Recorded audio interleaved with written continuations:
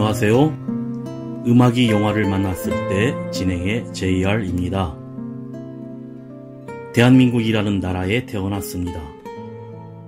많이 운다는 이유로, 밥투정을 한다는 이유로, 거짓말을 했다는 이유로 부모님은 끊임없이 매를 들었고, 며칠 동안 밥을 주지 않았고, 좁은 가방 안에 가두기도 했습니다.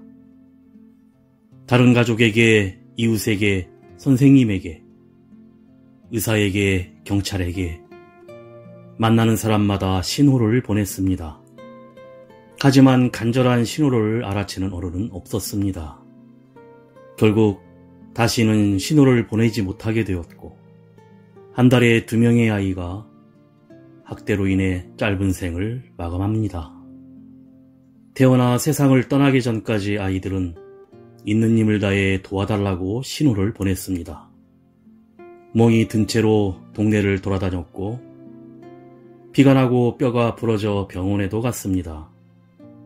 밤마다 울기도 했고, 몇 달째 학교 선생님을 만나지 못했습니다. 하지만 우리는 부모가 훈육하는 방법이라고 생각했고, 남의 집 일이니까 간섭할 필요가 없다고 여겼고, 신고해야 하는 줄 몰랐으니까 신경 쓰지 않았습니다. 그러는 동안 많은 아이들이 대한민국을 떠났습니다. 이제 체벌을 훈육으로 생각하는 우리들의 인식을 바꿔야 합니다. 아동도 어른과 똑같은 사람이라는 것을, 아동도 폭력이 허용되는 존재가 아니라는 것을 기억하고 행동해야 합니다. 맞아도 되는 어른이 없듯이 맞아도 되는 아이는 없습니다. 살펴봐주고 신고해야 합니다. 아동학대는 대부분이 가정 안에서 부모에 의해 이루어지기 때문에 발견되거나 신고하기가 어렵습니다. 그래서 중요한 것이 바로 이웃들의 관심입니다. 지금도 우리들 주변에 학대로 고통받는 아이들이 알아채주기를 바라며 간절히 구조 신호를 보내고 있을지도 모를 일입니다.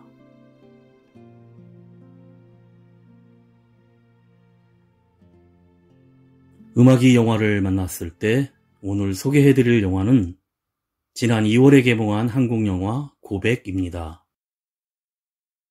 국민 1인당 1,000원씩 일주일 안에 1억 원을 주지 않으면 유괴한 아이를 죽이겠다는 전대미문의 유괴 사건이 일어납니다. 1,000원 유괴 사건이 전 국민적인 관심사로 떠오르는 사이 사회복지사인 오순이 돌봐주던 보라라는 아이의 아버지가 숨진 채 발견되고 보라 역시 어디론가 사라집니다. 사건을 조사하던 신입경찰 지원은 보라 아버지는 물론 학대 부모들의 불의를 참지 못했던 사회복지사 오순을 의심합니다. 학대하는 부모와 구해주는 유괴범. 우리는 누구 편에 서야 할까요? 먼저 이런 삭막해져버린 인간성이 혹시 최근 신도시 개발의 시끄러운 시대상과 주위를 가득 메운 차가운 아파트 때문은 아닌지 생각해보며 7080 노래 윤수일의 아파트 듣고 영화 이야기 시작합니다.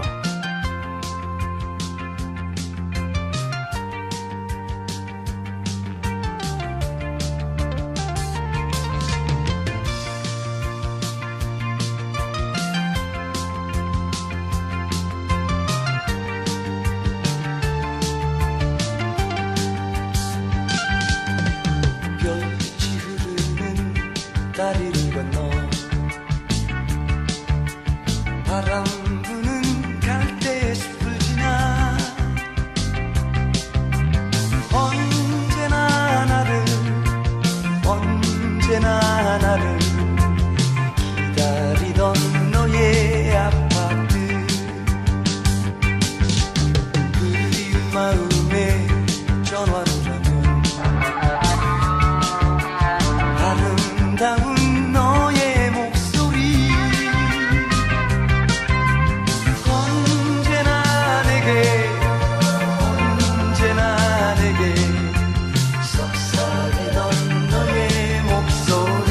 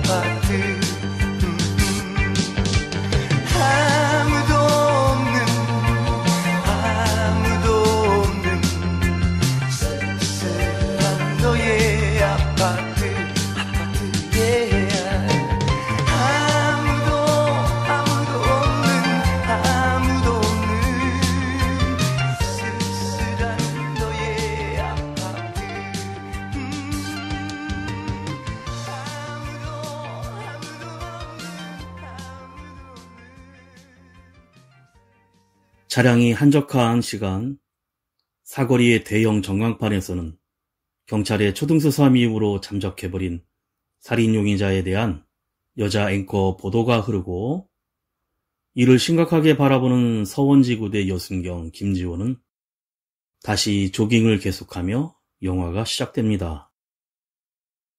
공원의 벤치를 지날 때 자전거를 세워두고 고개를 숙이고 앉아있던 사회복지사 박오순을 지나치다 잠시 멈추고 벤치에 앉자 오순은 경찰임을 알아보고 말을 거는데, 매일 이 시간에 운동하냐며 그럼 다시 만날 수 있겠다라는 말을 남기고 화장실에서 나오는 소녀 윤보라와 함께 자전거를 끌고 떠나자 뒷모습을 바라보는 김지원 순경은 고개를 갸우뚱합니다.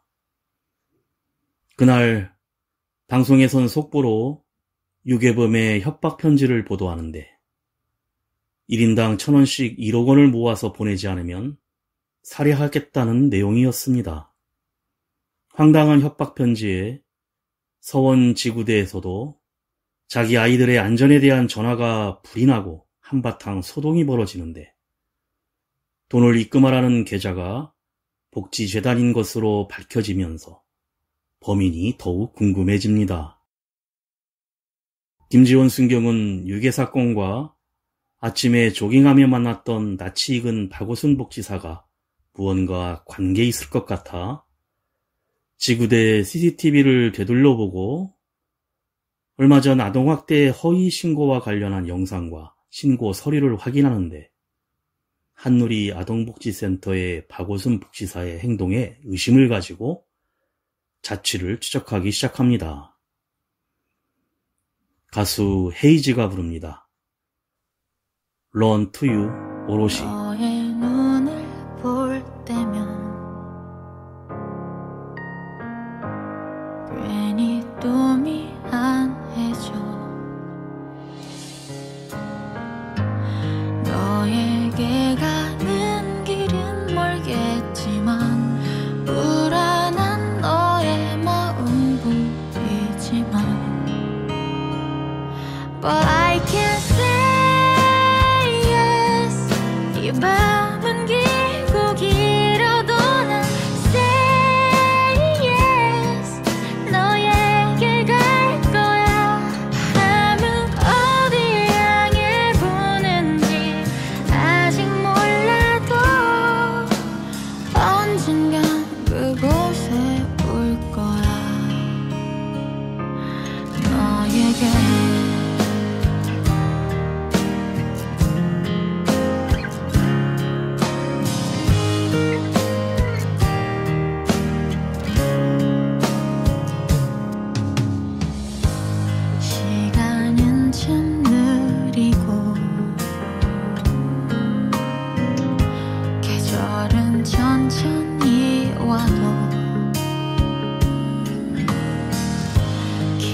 지켜주는 너를 바라볼 때면 오롯이 사랑해주면 고마워.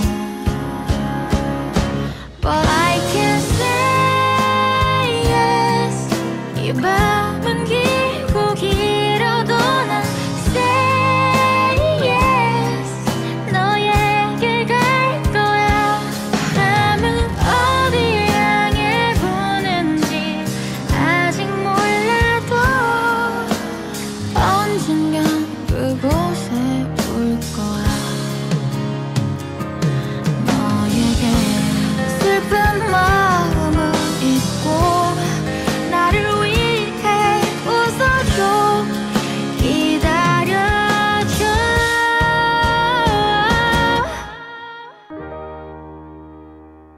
너에게 갈게. 걸음이 느린 나지만 꼭 갈게. 이렇게 약속해. 바람은 어디 향해 부는지 아직 몰라도 언젠간 그곳에 볼 거야. 언젠간 그곳에 볼 거야. 너에게.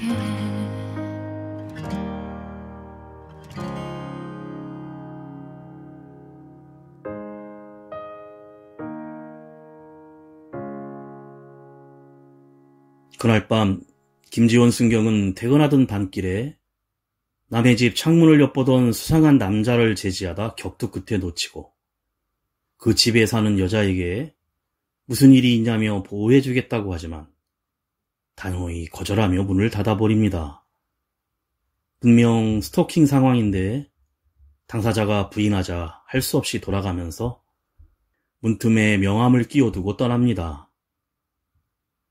다음날 급기야 그 여자가 스토킹하던 남자의 칼에 찔리는 사건이 발생하고 맙니다.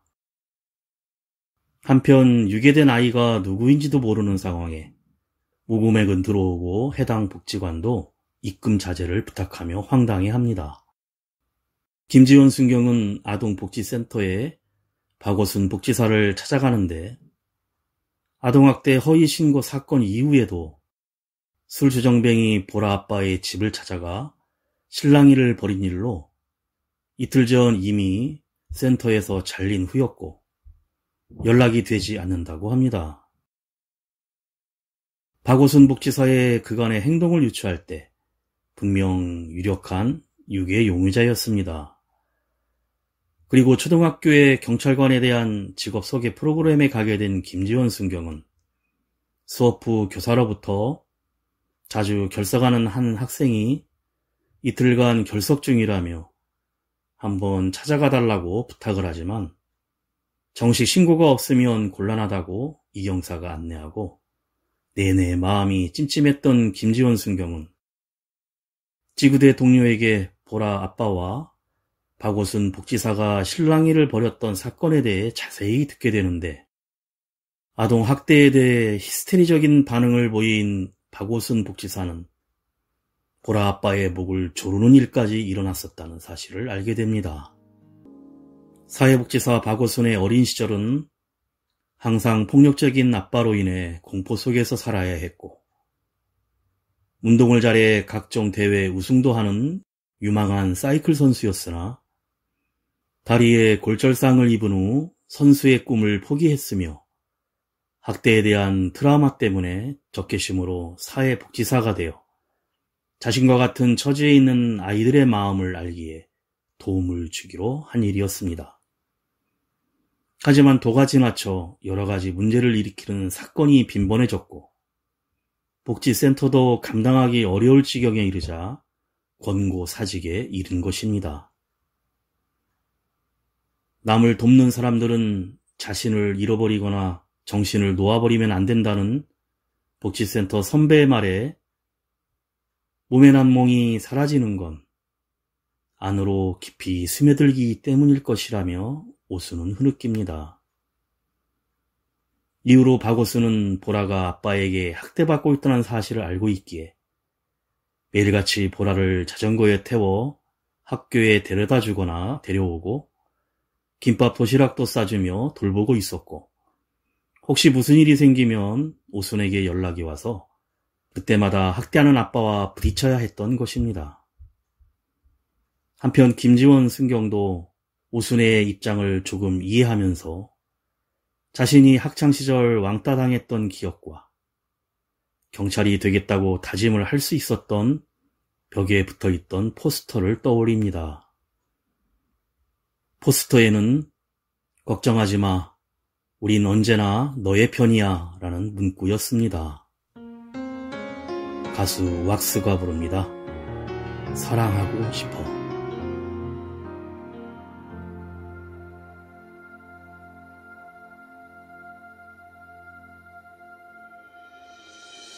My love, my face, 넌 내 곁에서 멀어져 가지만 나는 너를 그렇게 쉽게 보낼 수가 없어. 내게 왜 이러는 거야. 정말 이래야 하는 거니. 그저 몇 마디 말로 다 끝나버린 사랑은 아니잖아. 다시 내게로 돌아와줘. 너만 사랑할 수 있도록. 지금 이대로 날 내버려 둔다면 내 맘 변할지도 몰라.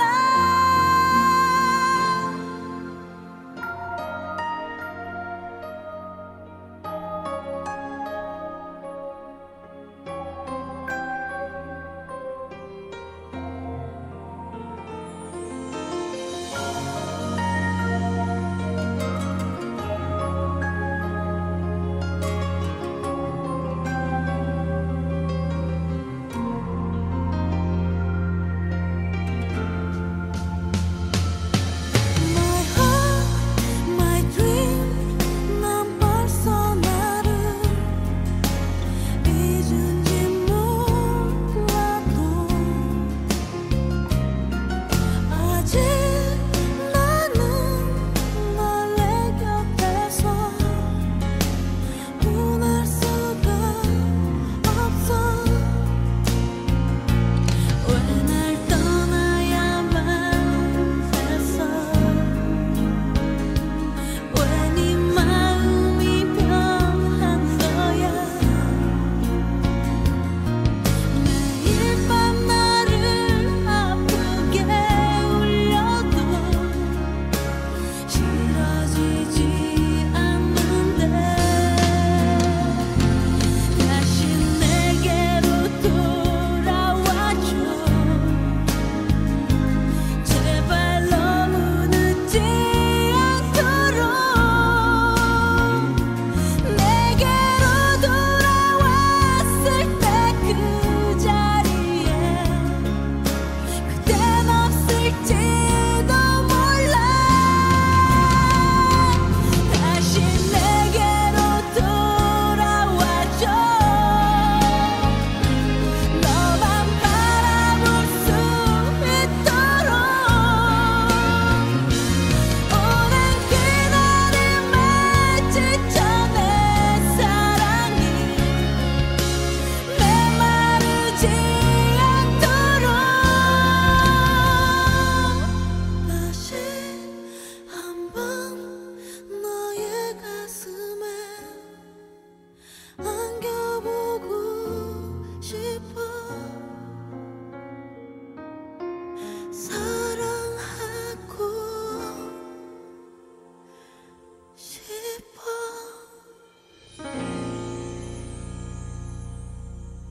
유괴사건 5일째, 지구대에 전화 한 통이 걸려오는데 바로 보라의 집주인이 보라 아빠에게 연락이 되지 않고 이웃 주민들이 그 집에서 악취가 난다는 신고 전화였습니다. 이경사와 김지원 순경이 보라의 집에 문을 열자 욕실에 보라 아빠가 숨진 채 쓰러져 있었고 보라는 행방불명이었습니다. 약 5일 전 세면대에 머리를 부딪혀 과다출혈 상태로 마루까지 기어나왔다가 숨을 거둔 후 다시 욕실로 옮겨진 흔적이 남아있어 타살 가능성을 두고 수사를 벌입니다.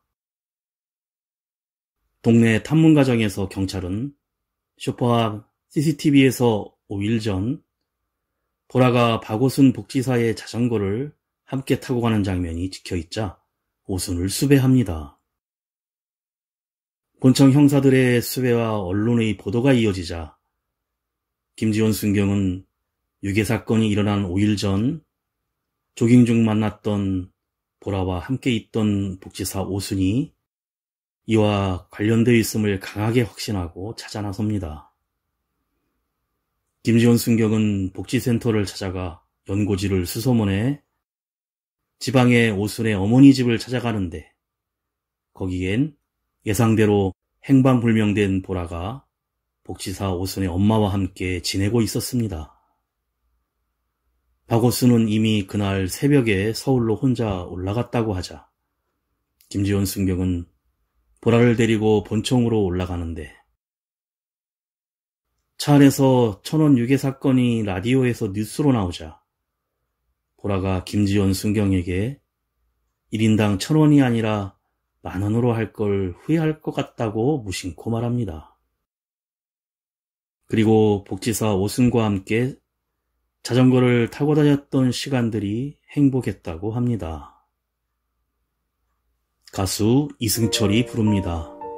서쪽 하늘.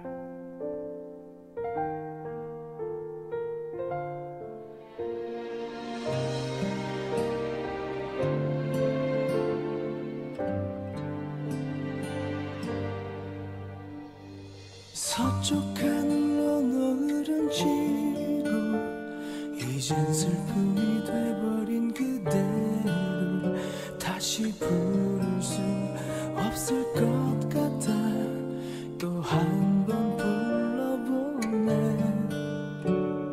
소리쳐 불러도 늘어보네 부서져 돌아오는 너의 이름 이젠 또 견딜 힘조차 없게 날 버려두고 가지 사랑하는 날 떠나가는 날 하늘도 슬퍼서 울어주나 빗속에 떠날 나였으면 물론 알고 있는 듯이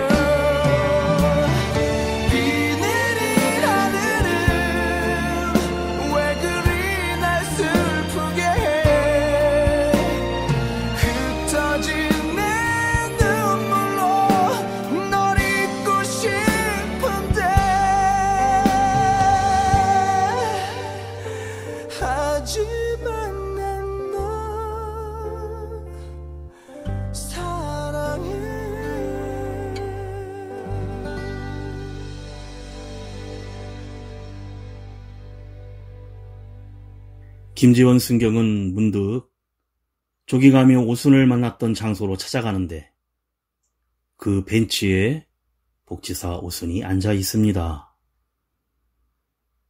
지원이 본가에 다녀왔고 보라도 아동센터에 보호하고 있으니 같이 가자고 하며 그날의 일들을 물어봅니다. 오순은 아빠가 술을 마셔서 무섭다는 보라의 전화를 받고 찾아가 화가 나서 밀쳤는데 그만 세면대에 부딪혀 쓰러졌고 마루에 기어나와 핸드폰을 잡으려 하자 어릴 적 아버지가 떠올라 숨이 멎을 때까지 기다렸다가 다시 욕실로 옮기고 바닥에 피를 닦았다고 합니다. 보라 같은 아이들이 우리의 희망이기에 도와주기 위해 무조건 도망 나왔고 잠시 벤치에 앉아 고민하며 자수하려고 했는데 마침 경찰인 지원을 만났다고 합니다. 오랜만에 느껴보는 바람과 자유, 보라의 행복한 웃음을 보며 잠시나마 즐거웠고 자신의 엄마에게 보라를 맡기고 자수하려고 올라온 것이라고 합니다. 오순은 차분하게 자신의 모든 마음속에 있던 말들을 쏟아내고 지원은 조용히 체포한다며 일어서자 오순은 눈물을 쏟으며 울먹입니다. 가수 임현정이 부릅니다. 사랑은 봄비처럼 이별은 겨울비처럼.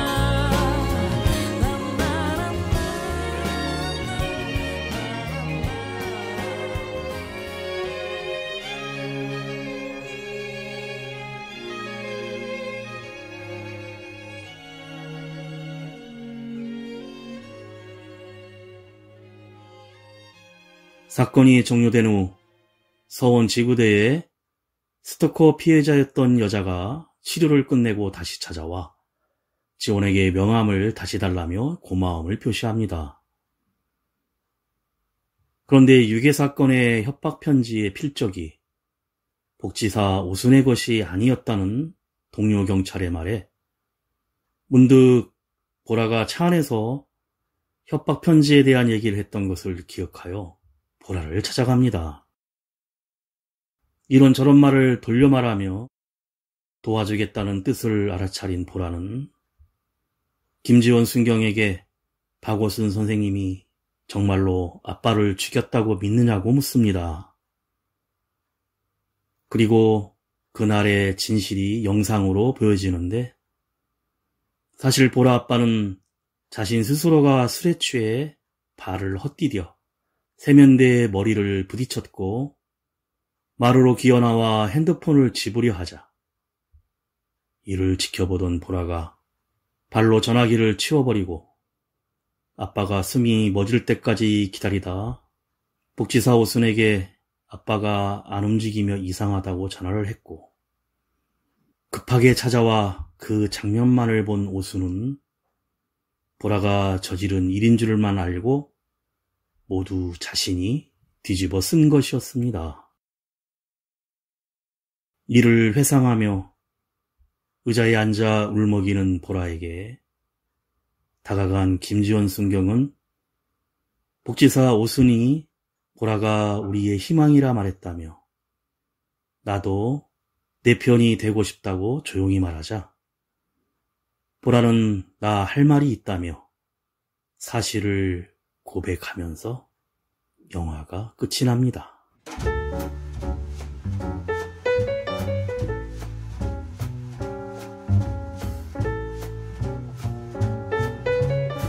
영화 고백은 7일간 국민들이 1,000원씩 1억 원을 모아 기부해달라는 전대미문의 유괴 사건이 일어난 날 사라진 아이와 그 아이를 학대한 부모에게 분노한 사회복지사, 사회복지사를 의심하는 경찰, 그리고 나타난 아이의 용기 있는 고백을 그린 범죄 드라마입니다.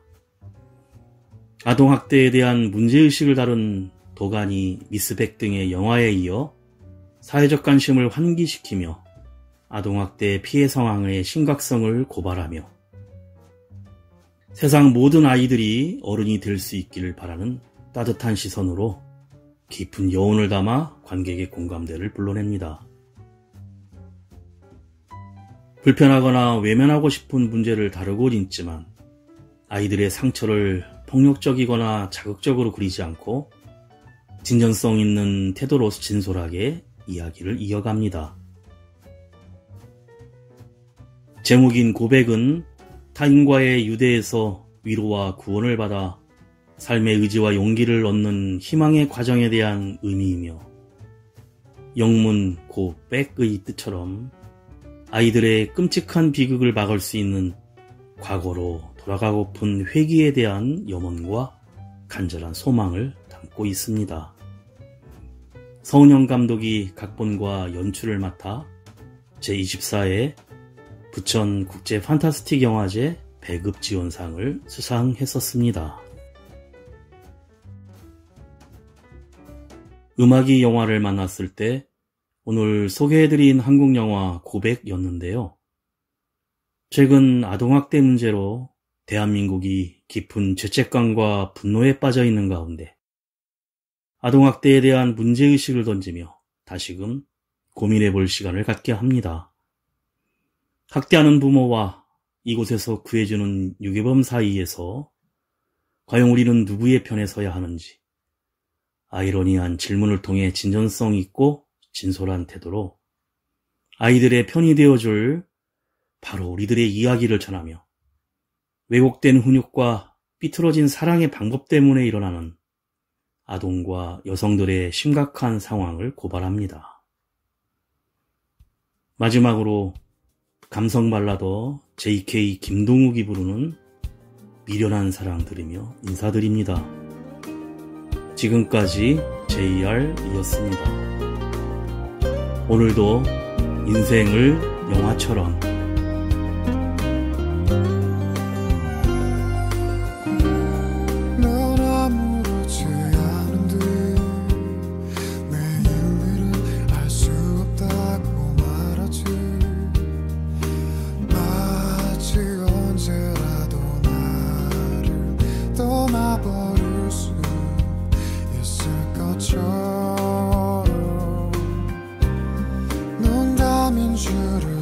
하지만 그럴 거라고 믿고 있지만 힘없이 웃고 있는 나는 널 떠나보낸 자신